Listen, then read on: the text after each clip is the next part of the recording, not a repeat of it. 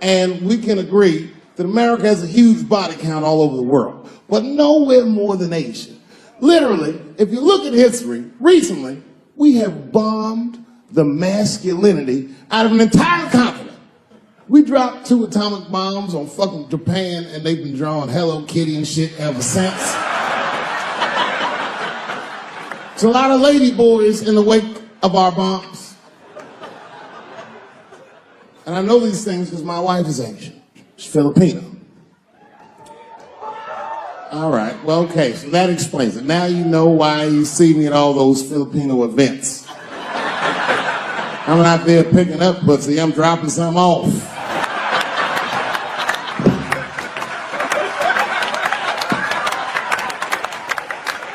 I take my wife to all that shit. I took my wife to see Pacquiao fight Mayweather. We sat ringside, okay? That was a quiet car ride home. That's what that was. But if you know what's popping in the Philippines, you know that they got a whole generation of kids in the Philippines growing up without their mothers. Yes. A lot of women in the Philippines go to the Arabian Peninsula, they come to the United States, they make all their money here, they send all that money back home, which is still one of the #1 staples in the Philippines economy, money that their expats send back to the Philippines.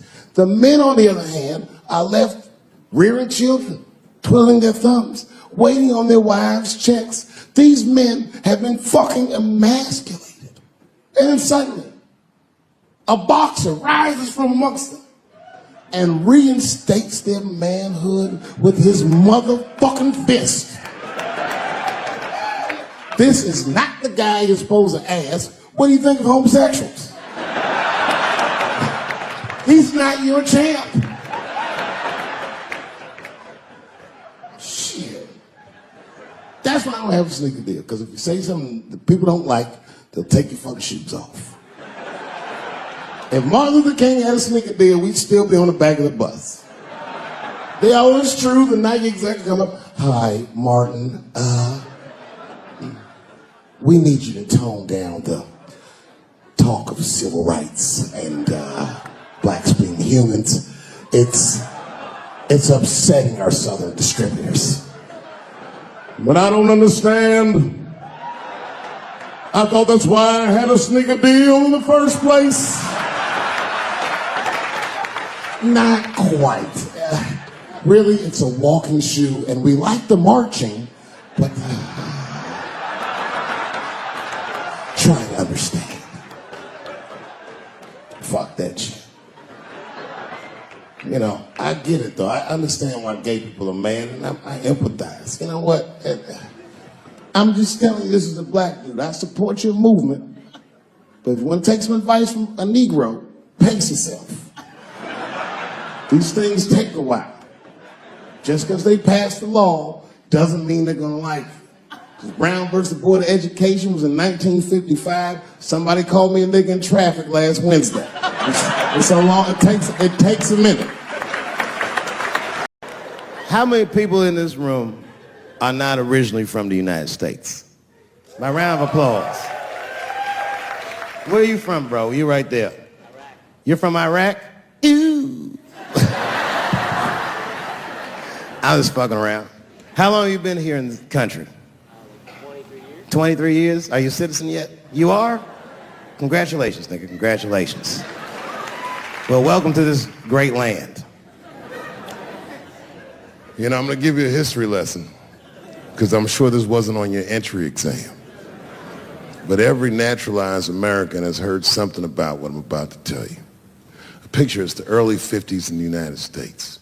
This 14-year-old boy goes down from Chicago to Mississippi to meet his extended family for the first time. He'd never been to Mississippi. And before he went, his mother said to him, very pointedly, she said, if a white man looks you in your eyes in Mississippi, look away.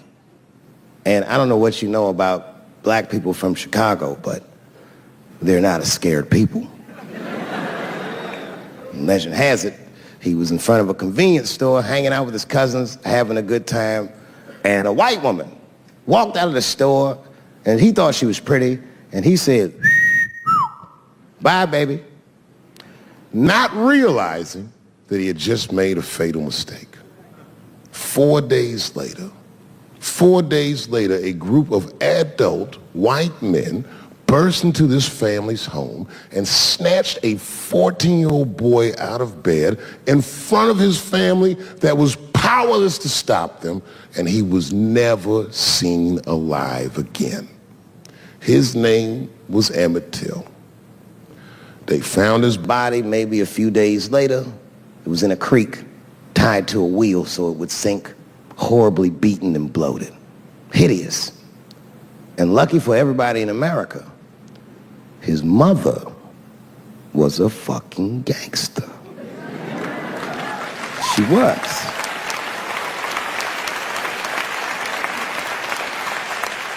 If you can imagine, in the very midst of a mother's worst nightmare, this woman had the foresight to think about everybody. She said, leave my son's casket open. She said, the world needs to see what they did to my baby. And every publication here in the United States, from Jet Magazine all the way to the New York Times, had this boy's horribly bloated body on its cover. And if our civil rights movement was a car, this boy's dead body was premium gas. This was a very definitive moment in American history where every thinking and feeling person was like, ugh, we got to do better than this. And they fought beautifully, and here we all are.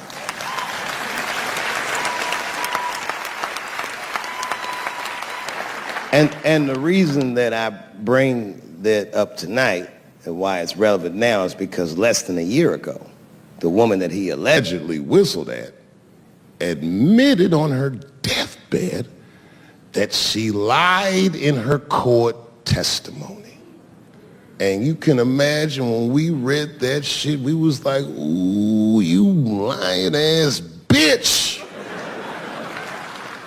Was furious. But that was my initial reaction. And initial reactions that we all learned as we get older are often wrong or more often incomplete. They call this phenomenon standing too close to an elephant. The analogy being that if you stand too close to an elephant, you can't see the elephant. All you see is its penis-like skin. You gotta step back and give it a better look. And on stepping back and thinking about it for a few moments, I realized that it must have been very difficult for this woman to tell a truth that heinous about herself at any point in her life, even the very end. And I was grateful that she had the courage to tell it before she left this world, because it's an important truth and we needed to know. And I said to myself, well, thank you for telling the truth, you lying ass bitch.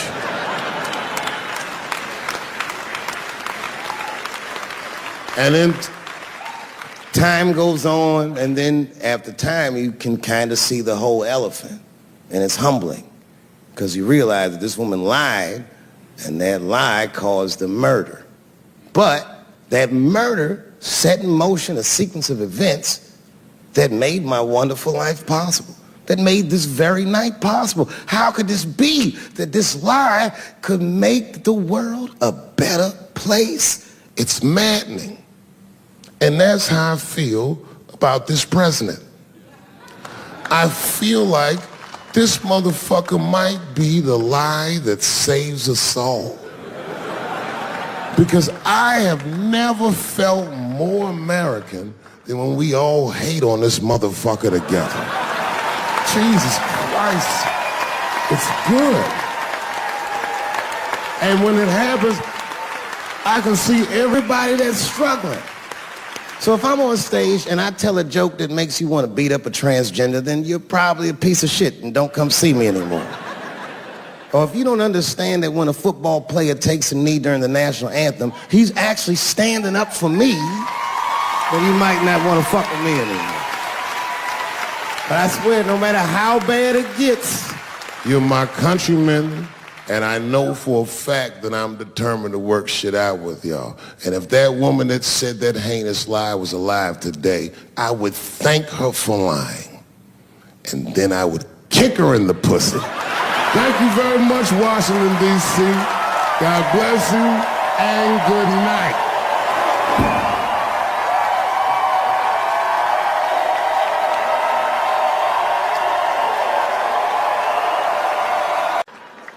I've been hanging out in there. I haven't been working in LA, but I come out here and hang out and shit. I was out here a few weeks ago. I almost got arrested. I'm not bullshitting. This happens to a lot of black people. What happened was, I was coming out of one of those nightclubs in Hollywood, and my friend saw me. I guess I was wobbling or something. So he just rolled up. He's a good friend of mine. He's like, "Hey, Dave, give me the keys." And I was like, "All right, nigga, just take the keys." And I got in the passenger side of my car, and he drove it. And it was fine. Just talking, chopping it up. And then on the 10, the blue and whites hit us. Now, I should tell you, the friend that was driving me was black, which really doesn't have anything to do with the story, other than to let you know there was fear in the car. Not my fear. I'm black, but I'm also Dave Chappelle. So I figured, shit'll probably be fine.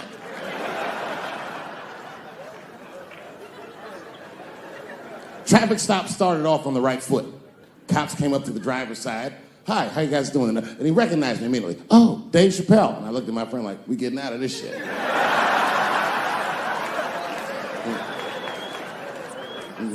And then he says, "You guys were swerving in the lane. Do you mind just stepping out the car for a second?" Still no cause for alarm. I looked through the rearview mirror. The body language of the arrest looked good. He was talking. So then I started fucking with the radio. A traffic stop's going good if you listen to the radio when someone else is outside of the car. But then when I looked back in the rearview mirror, something had gone horribly wrong. The motherfucker's back there like. And the next thing I knew, they were stuffing him in the back of the car. And I thought, when anybody would think of a situation like that, oh my God, what is going to happen to me?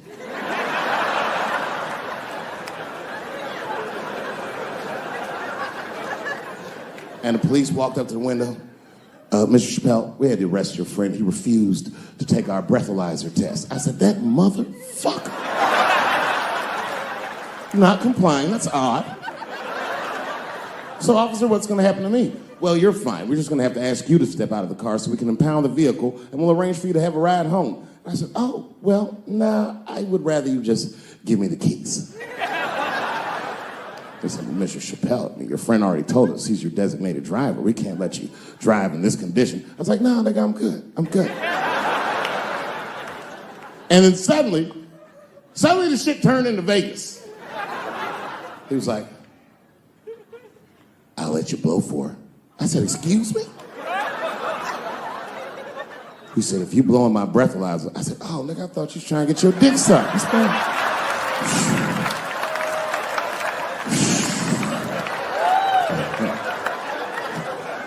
"If you blow in my breathalyzer and pass, I'll give you the keys to the car." I said, "Set him up, nigga, let's play." And I blew in that thing, and it made a noise. I said, "Uh-oh." And he looked at it, he said, "Oh, well, Mr. Chappelle, I guess you're free to go." I said, "I am." I didn't know that thing didn't pick up weed. I drove home on the 10, 30 miles an hour. Yeah, no, it all worked out. It all worked out. I'm one of the lucky ones. It doesn't work out that well for everybody. I saw that videotape of that lady that got beat up in LA in the traffic. You see that shit on rush hour traffic? They beat a black woman's ass. This woman didn't even do anything wrong. It's fucked up. It was so fucked up it didn't even go to court. The city of LA just gave that woman $1.5 million for her pain and suffering. That is not bad, considering that's the same amount of money that Marcos Maidana made to fight Floyd Mayweather the second time. And this woman obviously hasn't trained a day in her life.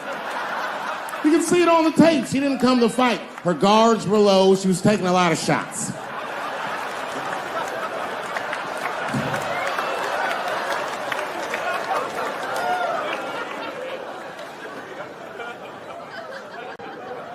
everybody's mad at police now. I watched that. You see that shit on Netflix? The making a murderer.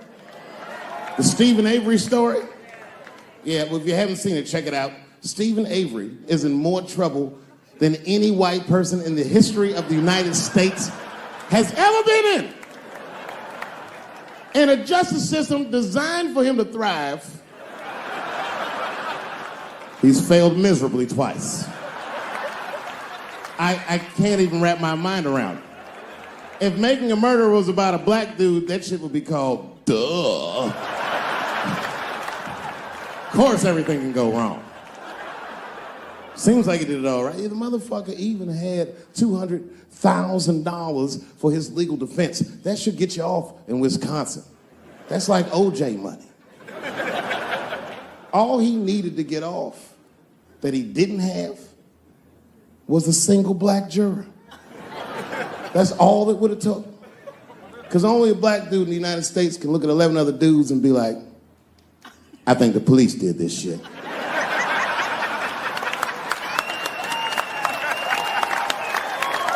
He's fucked up in the game. That's how OJ got off. I've been watching that new OJ show. I can't get enough of that shit.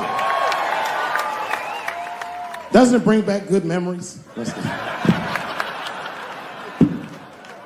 But I forgot how like just how polarizing that OJ case was. And you know, I've met OJ Simpson on 4 different occasions in my life.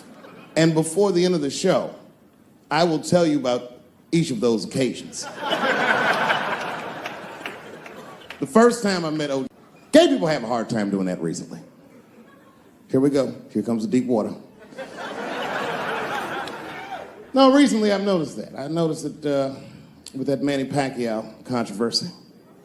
Yeah, no, it was now in the gay community's defense, Manny Pacquiao said some outlandish shit about gay people. Very, very not nice things that I won't repeat, but there was biblical verses and some analogies to animals. Wasn't a good look.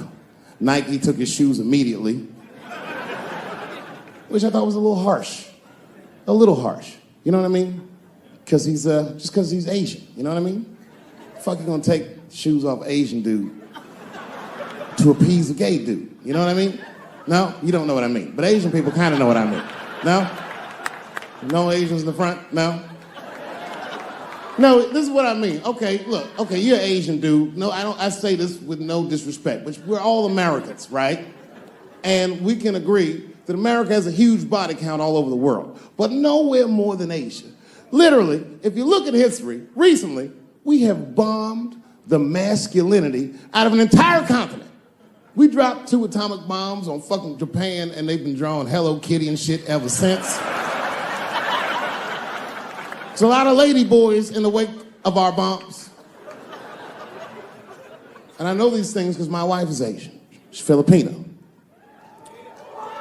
All right, well, okay, so that explains it. Now you know why you see me at all those Filipino events. I'm not there picking up pussy, I'm dropping some off.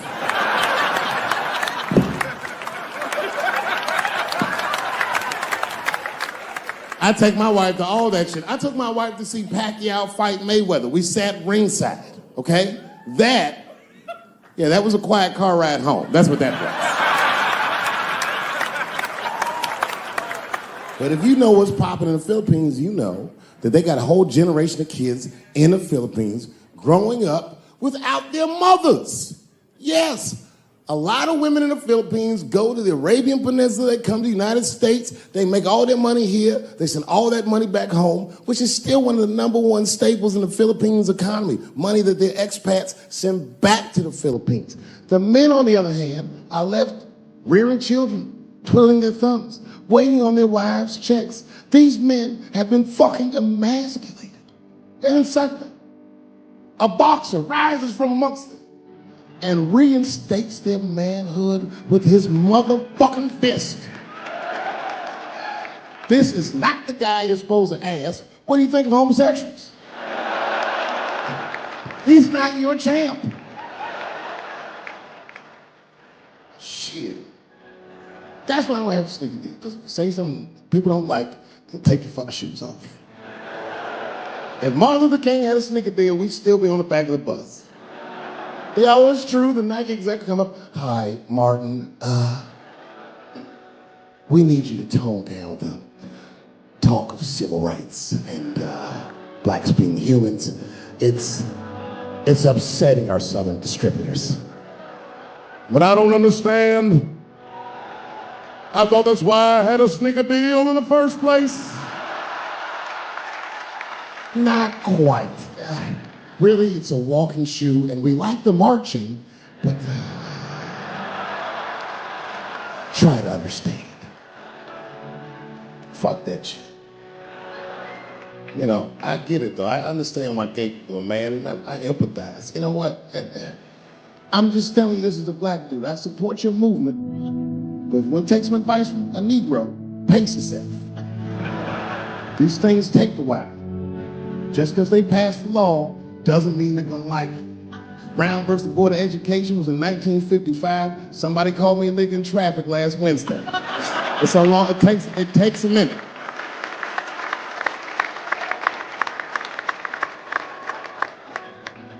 My wife's friend Stuart told me that. My wife has a lot of gay friends. Stuart's their leader. She has a lot of gay friends, and I don't like them.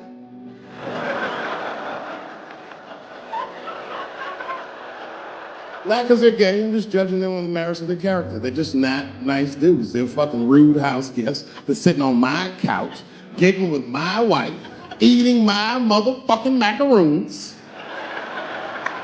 And I come in, they act like the party's over. Hey, Stuart, what's going on? This guy talks to me the way a cat would speak if a cat could talk. Hi, Dave.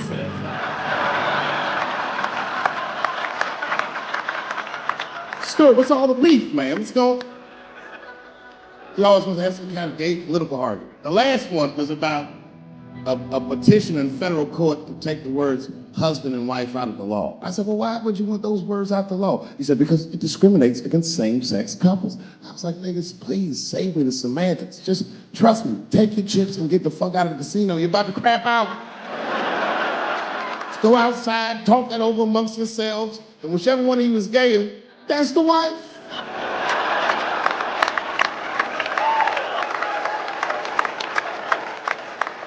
No, Stuart didn't like that.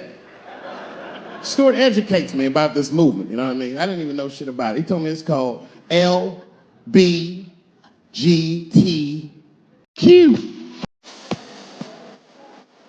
I was like, what the fuck is the Q?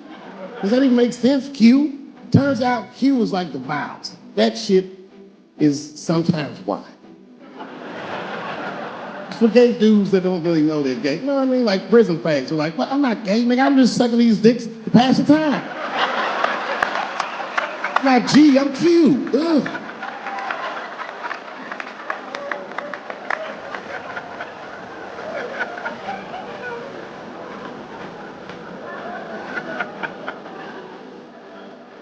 I think, okay, again, of all those letters, the T has the toughest road ahead.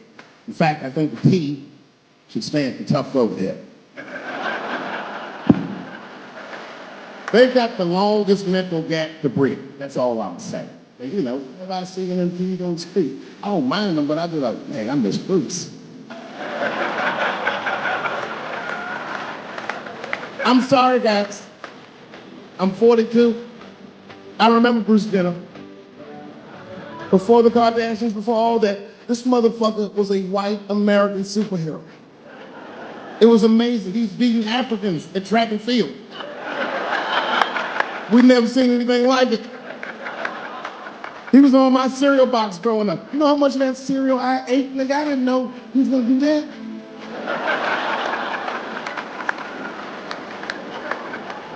I knew before you guys knew. I heard things on the street in Hollywood. You know, you should be out, see people. Hey, what's up, Kanye? Right long face? Nigga, you'll see. Got two mother-in-laws now. And when I heard he was gonna do it, I was scared. I didn't think the public was ready. I didn't think the media was ready. And you know what? I was wrong. Not only did the public embrace him, but the media was nice. I've never seen anything like it. Welcome to the world, Caitlin. So long, Bruce. Hello, Caitlin. I was shocked. Is this happening?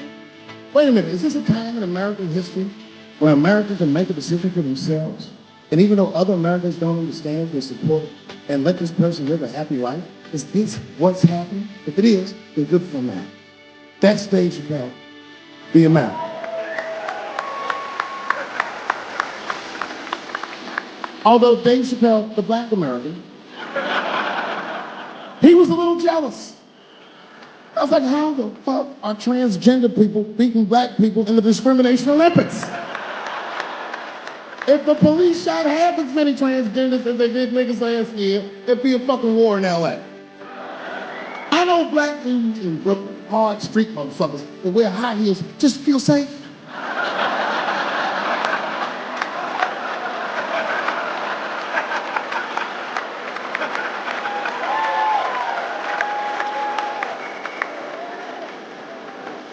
Transgenders are gangsters.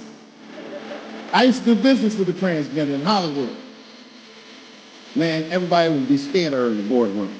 She'd walk in there, newly minted room, high heels, purse. Wouldn't say anything to us, just walk around the conference table looking mean as shit.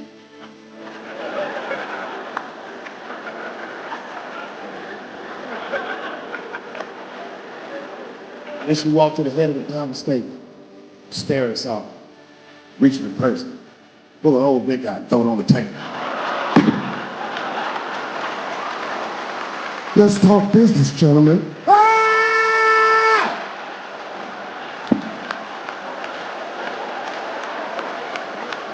Shit is scary as fuck. If your best friend pissed at you, you'd be horrified. Yo, nigga, let's go to the hospital and cut our dicks off and make pussies out of their shits. What? They were just getting matching jackets or tattoos or something? Sure, that's what you want to do? So one way to find out, nigga. Woo, tank, bow, bow. Let's go to the club and trick nigga in the fucking nuts. Yeah.